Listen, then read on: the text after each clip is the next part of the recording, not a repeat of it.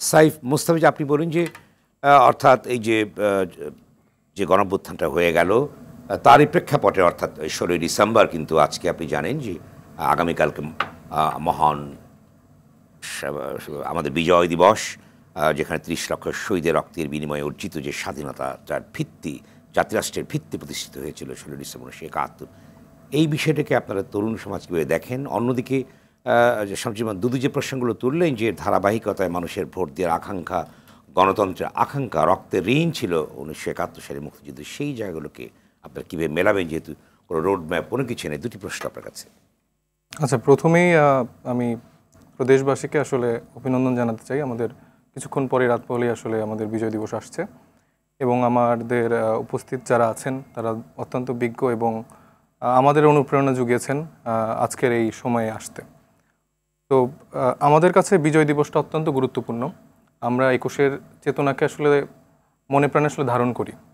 আমাদের যে মুক্তিযুদ্ধের ইতিহাস, এই বিষয়টা আমাদের প্রত্যেকের মনে যে জায়গাটা করে নিয়েছে, সেই জায়গাটা থেকে আসলে আমাদের 24-এর যে গণঅভ্যুত্থান হলো, সেই জায়গাতেই আমরা মনে করি যে এই স্পিরিটটাকে লালন করতে এবং সামনে এগিয়ে নিয়ে যেতে অনেক বড় একটা ভূমিকা পালন করেছে আমাদের 71।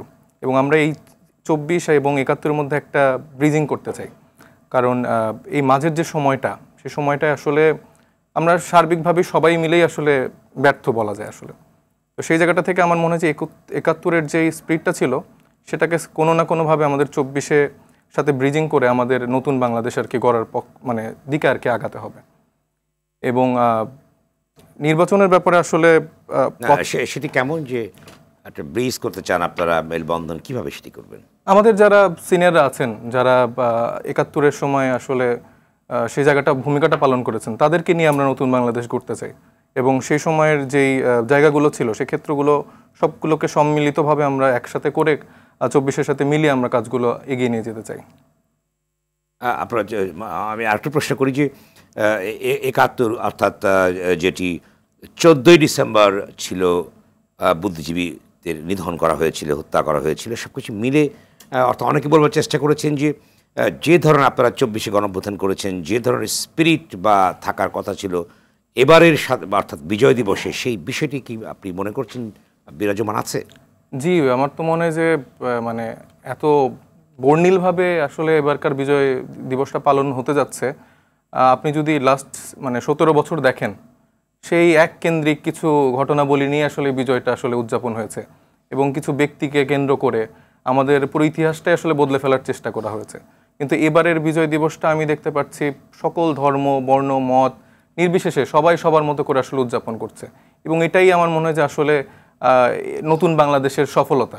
নতুনভাবে আমরা আসলে বিজয়ের স্বাদটা পাচ্ছি। 71-এর যে জায়গাটা ছিল আসলে সবাই মিলে আসলে এখন আমরা উদযাপন করতে পারছি। আচ্ছা, 1971 সালে যে গণহত্যাটা সংগঠিত হয়েছিল এবং 4 লক্ষ নারীর অর্থাৎ ইজ্জত সম্ভ্রম ক্ষতিগ্রস্ত হয়েছিল, আপনি জানেন এ সংক্রান্ত একটি গুরুত্বপূর্ণ বইও আছে। বইটার নাম এই মুহূর্তে স্মরণ করতে পারছি না, যেটি নিউ ইয়র্ক স্টেট লাইব্রেরির শ্রেষ্ঠ 100টি বইয়ের ভিতরে একটি, সেখানে উল্লেখ আছে 400 পাতায়। সেই বিষয়গুলিকে যারা এই সংগঠিত করেছিল গণহত্যা এবং এদেশের কিছু সহযোগীও ছিল, সেই বিষয়ে আপনাদের দৃষ্টিভঙ্গি কী আছে? যে পাকিস্তান ছিল তারা জাতিরাষ্ট্রের উপরে, এই বিষয়ে তো আমার মনে হয় যে সকল বাঙালি একমত এবং এই জায়গায় স্ট্যান্ডে সবাই এক অভিন্ন। আমরা তাদের বিরুদ্ধে এবং যারাই এই ঘটনাগুলো ঘটিয়েছে তাদের বিচারের জায়গাটা তো অবশ্যই নিশ্চিত করতে হবে এবং তাদের ক্ষেত্রে আসলে কোনো ছাড় দেওয়ার কোনো প্রশ্ন আসে না। ধন্যবাদ। এখন আপনি বলুন দ্বিতীয় প্রসঙ্গ, যে নির্বাচনের যে বিষয়টি আসছে। হ্যাঁ জি, নির্বাচনের যে বিষয়টি আসছে, নির্বাচন তো অবশ্যই হতেই হবে। এই ব্যাপারে তো আমরা সকলেই চাই যে একটা সুষ্ঠু সুন্দর নির্বাচন হোক। তবে আমরা চাই যে আসলে আগে সংস্কার প্রয়োজন।